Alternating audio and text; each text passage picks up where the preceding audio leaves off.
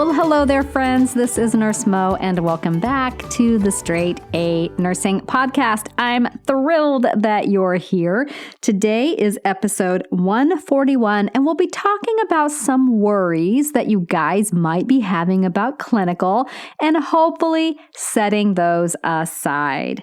Before we do that, let's take a quick minute to give some love to my listeners. And for our listener shout out this week, this one goes to Nurse Valor, who left this review on Apple Podcasts. 100% the best nursing podcast I've found. I recently graduated nursing school in August of 2020, but had to take some time before taking the NCLEX due to a recent diagnosis of a chronic illness. I've stayed on top of studying my notes and doing practice, but I felt like I lost a lot of my critical thinking skills. Listening to this podcast brought that thinking like a nurse component right back because she breaks down various aspects of nursing care in a way that is so simple to follow. And that shows you how to make those critical connections when considering care. Also provides so much great info that is actually pertinent to what we need to know. Thank you so very much for taking the time out of your busy NCLEX study schedule to leave that lovely review. I am thrilled that it's helping you study and prepare. And by now, you've probably taken your exam or are close to it. I'd love for you to send an email to hello@straightanursingstudent.com to let me know how you did. I'm so excited you'll be joining me in this amazing profession. So I know right now a lot of you may not be going to clinical, or your clinical experiences could be limited. So if that's the case, come back and listen to this when you are back into your clinical rotations. But for those of you that are going to clinical, I'm sure you have some apprehension, maybe a little anxiety, and maybe you're worrying about a few things. So let's talk about some of those. Hopefully we'll set some of your worries and your fears and your anxiety behind so that you can approach clinical with anticipation, excitement, and joy for all the learning opportunities heading your way. So one of the first things that I hear students say they're so worried about with clinicals is what happens kind of before that clinical day, and that is the care plans. So with that, I would say I feel like care plans are getting better, though I did hear about a student who had to do a care plan that I swear was something like 20 or 30 pages long. It was absolutely ridiculous. But in some cases, they can be extremely overwhelming, and they can be difficult for students to wrap their brain around because essentially a care plan wants you to think like a nurse when in the very beginning you have kind of not a lot of context for how to do that, not any clinical experience, no clinical judgment under your belt, and it can feel a lot like you're just guessing or putting in things that are from the book, but are they really applicable? So it's kind of like you're kind of blindly going down this path. So let's talk about what a care plan is really quickly. A care plan is a document that most schools will have you write prior to going to your clinical rotation. Sometimes they don't, especially, with COVID right now, they might be limiting your access to the hospital and having you instead write your care plan kind of after the fact. So you go to the hospital for clinical, you participate in patient care, and then you come back and write a care plan based off the patients that you took care of. It can go either way. So basically, though, what a care plan does is it takes you through the process of essentially learning about a patient's diagnosis, their contributing comorbidities, the meds that they're taking, their goals, their treatments, your assessments, your nursing interventions, all of those things. So how you do the care plan, what format it is in will vary based on your clinical instructor, your school, and how they want things done. But the basic idea is essentially the same. So if you are gathering information for a care plan, there's some key things from the patient's chart that will help you very much. So when I was first doing care plans and had to go look through the chart, it felt like I was on this impossible quest for the gold because I wasn't really sure what information I was looking for or what information was pertinent, and I wasted a ton of time. So essentially, if you guys can go and look at the H&P, the history and physical, that's going to give you a fair amount of information about your patient right off the bat. You obviously want to know the patient's diagnosis and any secondary diagnoses or contributing health problems that they may have.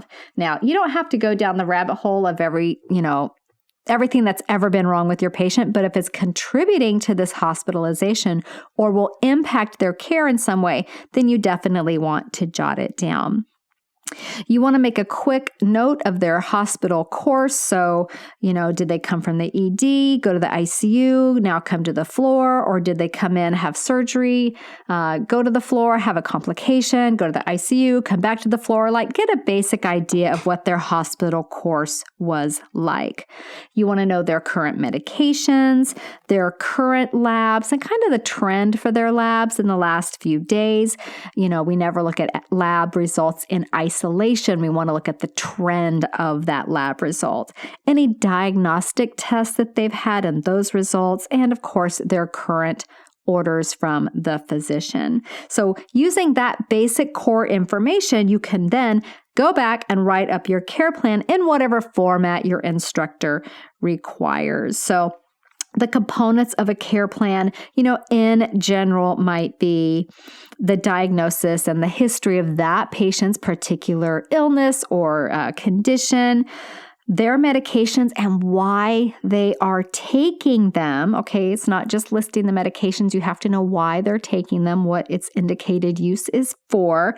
And your instructors will have very specific information about the medications. You may hear students say their med cards or their drug cards. A lot of times you have to write up a whole thing about each and every medication that your patient is taking. But think about this as great study for those pharmacology exams, you guys. If you can look at care plans as bonus studying for your med surg and your pharmacology exams, you tend to stop thinking of it as a huge waste of time. I'm never saying care plans are a waste of time, but when you spend 5-6 hours on one, you might be thinking, holy cow, I needed to study for my exam. You are studying for your exam because you're doing your care plans. The nursing diagnoses that pertain to your patient, and if you're having trouble with nursing diagnoses or you're afraid that they are a thing that students have trouble with. It's one of the things I talk about in my boot camp, my Crucial Concepts boot camp. We go over that. We go over how to write them, how to decipher them, all of that, as we do with the whole care plan process as well. So I do have some information on nursing diagnoses that I can link to in the show notes. You want to be able to list some interventions for every nursing diagnosis that you ascribe to this patient and know why they are needed and what the goals are for each intervention. So I'm not just going to say that the patient is going to increase his mobility. I'm going to say that we are going to ambulate 30 feet down the hallway twice a shift, and that would be the goal. So you have goals with every intervention. So again, if you've been worried about care plans or dreading care plans, my advice, keep them as simple as possible, okay? And look at them as an extra way to study and prepare for your exams. It's also just, you go to lecture, you hear about a disease condition, you kind of watch it come to life with all the nursing interventions and the orders that the patient has when you put it down into a care plan. Some professors will use concept maps, which are a great tool as well, and that really helps you connect the dots and develop your clinical judgment, your critical thinking, and seeing how everything all hangs together. So if you can look at care planning as another way to study that really brings things to life, I think you'll enjoy them a lot more. Another thing that students often express some trepidation about as it comes to clinicals is going there and feeling like they don't know what they're doing or like they stick out like a sore thumb. And I totally get it. I felt the exact same way, you guys, especially first semester. And if you've never stepped foot in a patient's room before or even ever been a patient, it can be really intimidating to be in that environment. So a few things that you can do to make this less of a worry are think about the things that you can do. Your school is not sending you into clinical without some basic skills. So if nothing else, you can help with taking patients' vital signs. Okay, you can help with ADLs, the activities of daily living. You probably learned how to do a lot, if not all of those in the first, weeks or two of nursing school. So introduce yourself to the techs or the CNAs, PCTs, whatever they're called on your unit if they have them. If not, then let the nurses know that you would learn how to do ADLs by helping them, by being their second set of hands. These techs, CNAs are masters at doing ADLs. I learn a new trick, a new technique, a way to do it faster, better, every single time I work with one of the techs. So you will learn a ton from these experts and maybe even gain a new friend in the process. And then, a few weeks from now, when you're assuming more care and you need a hand, guess who's going to be willing to come help you? Yes, that tech or that CNA that you worked with so much in those early weeks. You could also, again, do the vital signs on patients. And if that's all you know how to do, then do vital signs on as many patients as you can. You will learn all kinds of differences in different people, right? You'll learn that some people will, if they aren't registering a temperature when you take their temperature, to ask, did you just drink some cold water? Oh, yeah, I did. Okay, then to maybe take their temperature last instead of wasting a bunch of time trying to get the temperature to read. Different blood pressure cuff sizes for different sized arms, all those kinds of things, counting respirations without the patient knowing you're counting their respirations, because if they know you're counting, they're going to breathe differently.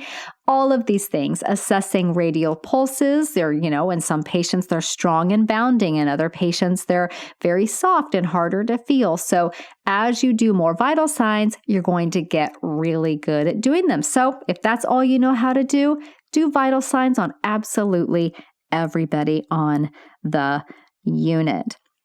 You could also just simply take some time to explore around and get to know where things are. So when someone asks you for an item or you need something, you can go to the supply room and actually get it. There's nothing worse than the nurse asking you for something. Oh, can you go get me the whatever? And you're like, sure, because you're so happy to be doing something of use, right? And be helpful. And you go to the supply room, and heads up, you guys, every package in the supply room is white. Okay, so it's really hard to find what you're looking for. It's just a sea of white packages and white boxes with a little bit of writing on them, and it's hard to find things. So I would say spend a little time in the supply room getting to know where some basic things are. You can also do things like I's and O's on patients, bring them, refill their water pitchers, bring them snacks if they're allowed to have snacks from the nourishment room. If you're trained and can feed the patients, feed the patients. Feeding patients who require assistance is a really time-intensive activity. The nurses and techs will be so happy to get another set of hands in that process. But again, make sure that you're allowed to do that. If the patient has a dysphagia, you may need additional training, so just make sure you're not stepping over the line with that. You can take blood sugars hopefully once you're checked off and trained on that. You can help patients up to the bathroom. You can empty urinals. You can tidy up the rooms. If someone's doing a dressing change, you can hold a limb. Like there's a lot of things that you can do even from the very beginning. And as you gain more skills in your skills lab, you'll be able to take on more tasks. So over time, you'll stop feeling so much like you don't know what to do or you don't know what you're doing because you're going to be learning vast amounts of new material every single week. And then I really want you to take advantage of the opportunity to observe and learn while you're in your clinicals. If you hear that there's a procedure being done, get some permission to observe. A lot of times, in the ICU setting, which you wouldn't be in first semester, but let's say you're going into your critical care rotation and you're really nervous about it. If you hear that they're doing a bronchoscopy down the hall, go see if you can watch. I mean, that's a great way to learn about what to expect and what, happens in a procedure like a bronchoscopy. If a patient is having trouble, having any kind of distress, find a out-of-the-way place maybe to observe and watch what the nurses do to intervene to help this patient. And then later on, if the nurse has time and can talk you through their clinical reasoning, you will learn 100 times more from that one situation than you will if you were to read about it or hear about it in lecture. So that is just one of the best advices I have for clinical. If you can get with someone who will tell you their clinical decision-making process, I saw this and then I did this and I watched for this and I expected this, then you kind of can start learning how to do that on your own. And that is huge, you guys. So I remember one day in the emergency room, I was a second semester student. I think we spent one day in the ER. It was fabulous. And this very sick patient came through the door. This was a very high acuity, a level 1, level 1 trauma center emergency room. Very busy hospital, lots of action. Very sick patient came through the door and everyone sprang into action. Each person just took on a task. They didn't have to talk to each other about what to do. They didn't have to ask, what do I need? What do you need? Nobody told anybody else what to do. They just knew what to do. And so later, when things calmed down, I asked one of the fourth semester students that was there doing his precepting hours, how on earth did everybody know what to do in that situation? And he said, you basically get to a point where you know what needs to be done. You take a look. If that thing hasn't been done yet, you do it. So I found that to be just so inspiring and so interesting. And then later, as a nurse in a critical setting, I, of course, saw this in action a million times. We'd have a patient come in or a patient deteriorate. Reinforcements would arrive and everybody would just know what to do. Occasionally, as the primary nurse, you would delegate things if other people weren't, entirely aware of the situation. But for the most part, something goes down, people know what to do, they jump on their tasks, and it's amazing to watch. So if you can observe something like that and get time after the fact to discuss it with your preceptor, you can learn so much from what happened from a clinical standpoint to also just how teamwork happens in the clinical setting. It's absolutely fantastic. Another thing that students worry about, and rightly so, even though I think it's so unfortunate, is having to work with nurses who don't like students. So I don't understand this one at all because you guys are the future of our profession. We need you. We want you. But then why are the nurses sometimes so rude to the students? I don't get it at all. They can be rude. They could be, unwelcoming or even just downright mean. So, we were all students once, and anyone that exhibits this attitude to a student, here's what I have to say about this, you guys. They are not your role model. They are not your mentor, okay? Sometimes there are jerks out there. That's about them. It has nothing to do with you, okay? So don't let it ruin your day if somebody is clearly mean or rude or even dismissive of students. Just go on with your day, go on with something positive, and focus on your learning environment. But let's say you're assigned to work with a nurse who's clearly less than thrilled that you are there. So in that case, whatever you can do unsupervised that you're checked off on and approved to do unsupervised, you can do those things, right? If you do need to do something that requires supervision, like say you're inserting a Foley catheter for the first time or something like that, grab your clinical instructor. Let them know, hey, Patricia over there has declined to do this task with me. I would love to take the opportunity to do it. Will you come and supervise? Most likely, if they have time, they're going to jump on that because they want you to get those skills under your belt. Show that you are helpful. Be the change you want to see in the world, as I always say. Even if it's just doing the patient's ADLs, doing their blood sugars, doing their vital signs, be as helpful as you can. Be as positive an impact on that environment that you can be. When you do take your vitals from your patient, when you do get your blood sugars and whatnot, make sure that you are sharing that assessment information with the nurse. Even if they are a jerk, they still need to know that information. With any luck, they'll see that you are a valuable resource, you are an asset to the unit, and try to be more inclusive. But some people are just miserable, and nothing is going to change that. And again, I just want you to know it's not you. You are not a failure. You are not a bother. You are not unwanted. It's all about them. Okay? So that's what I have to say about working with nurses who don't welcome students. And in this day and age with COVID, you might also be really worried about that. So a lot of hospitals have special COVID units. Maybe they're sending students there. Probably not, mainly for the factor that they don't want to utilize PPE unnecessarily because, when the student goes in, normally, you're an extra person. So that's an extra gown, that's an extra mask, that's an extra whatever. But if you are working with COVID patients or in a COVID environment and you're worried about it, I want you to take your time, okay? When breaches of PPE happen, they tend to happen when we rush. So take your time. Even if the patient is in the room yelling that they need their Jell-O right now or they're going to internally combust, take your time. Put your PP on in the way that you were trained, and you should get adequate training on, how to put everything on. And then do what you need to do in the room. I would say cluster your interventions as much as you can so that you're, reducing your ins and outs, and you'll learn really good time management by doing that.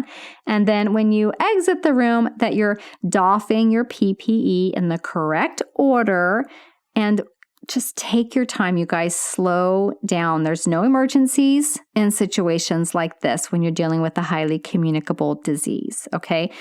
Your priority is your protection because you can't help the patient unless you're protected. So take your time, okay? If your hospital is not supplying adequate PPE, like let's say, for instance, they're not supplying goggles, then you need to speak up. I would let your clinical instructor know if for any reason there's anything that's not being provided, okay? So as far as COVID goes, I think a lot of schools are probably avoiding having their patients go into those rooms, but that doesn't mean that doesn't mean every patient in the hospital has been screened. I don't know that hospitals are necessarily doing that. So I would just, be mindful of every interaction. You've got your mask on, even though it's just a surgical mask. Do that frequent hand hygiene. Stop touching your face. Try to wear goggles at work if you can, just the whole time. That's safest. And then when you get home, close everything immediately in the wash. You immediately go in the shower before you touch anybody or anything. And hopefully that will help protect you. So I know it is worrisome. You may be worried about COVID because you feel like you're not getting the clinical experiences that you were hoping for. Your clinical hours may have been cut, or Maybe you're not having clinical at all. So if that is the case, if your clinical hours have been cut, it's just so important that you get as much learning, you squeeze as much learning out of every clinical day as you possibly can.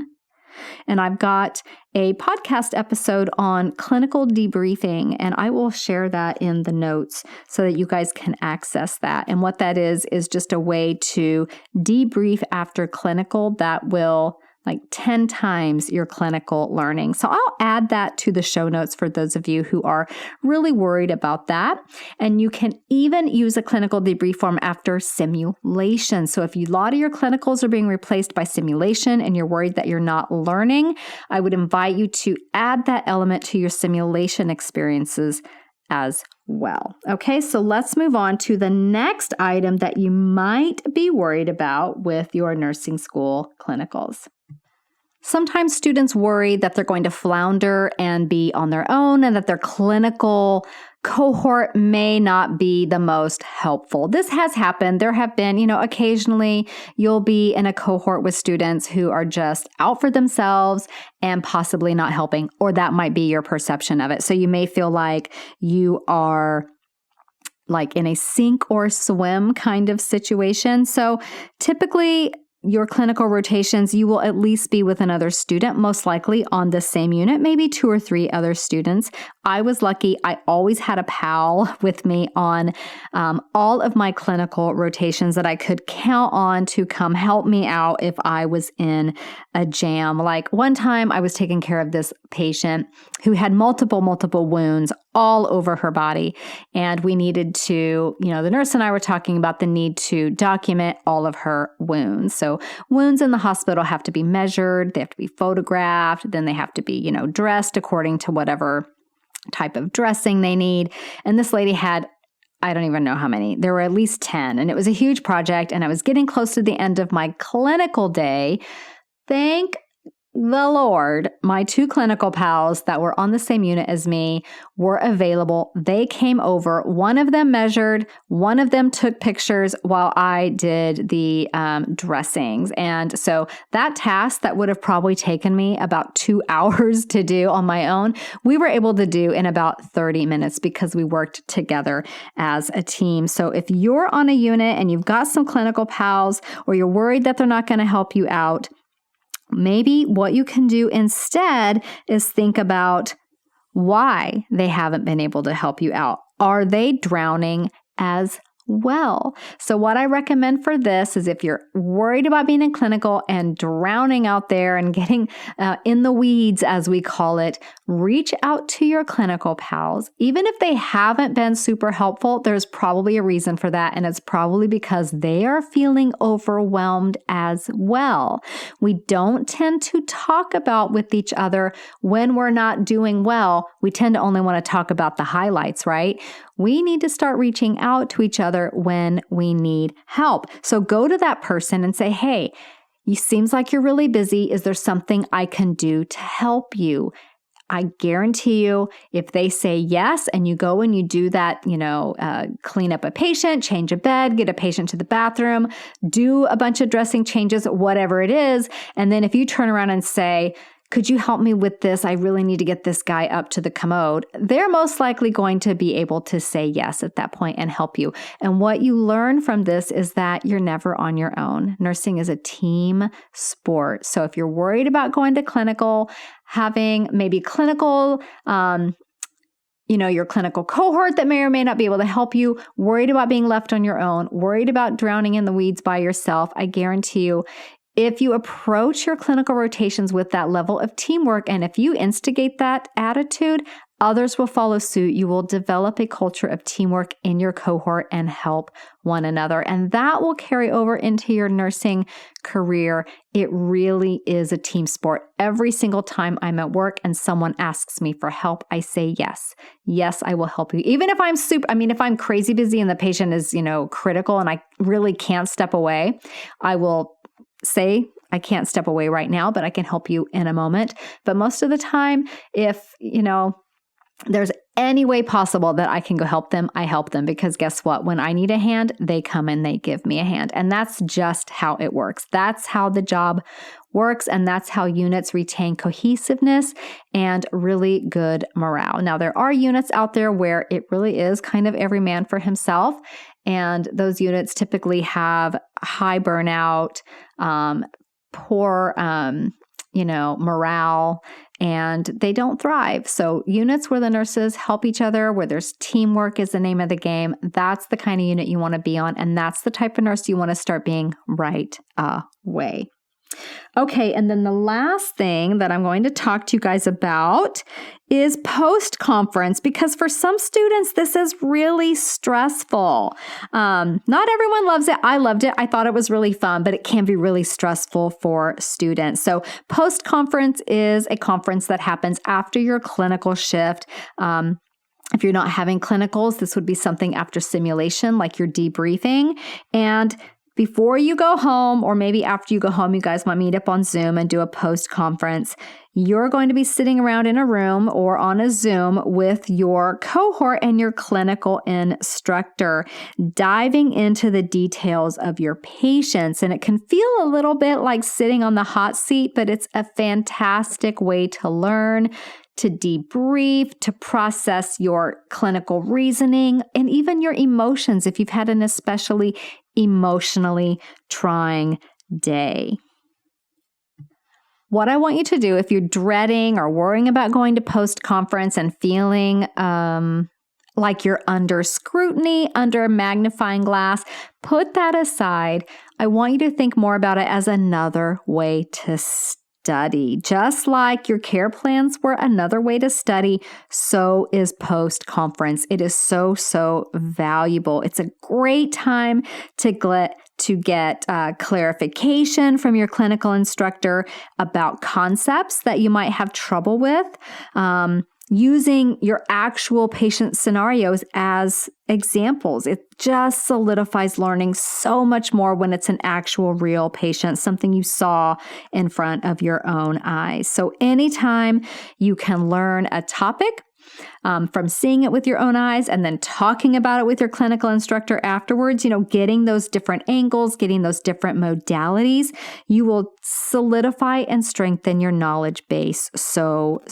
much. So post-conference essentially is kind of like having a small group study session with your clinical instructor as your dedicated tutor. And to me, that's a fantastic way to spend an hour after clinical. So if you've been nervous about it, feel like you're going to get grilled, they're not trying to come at you. They're just trying to help you develop your critical thinking and your clinical judgment. So I hope that you can look forward to it as a fabulous learning opportunity that it is.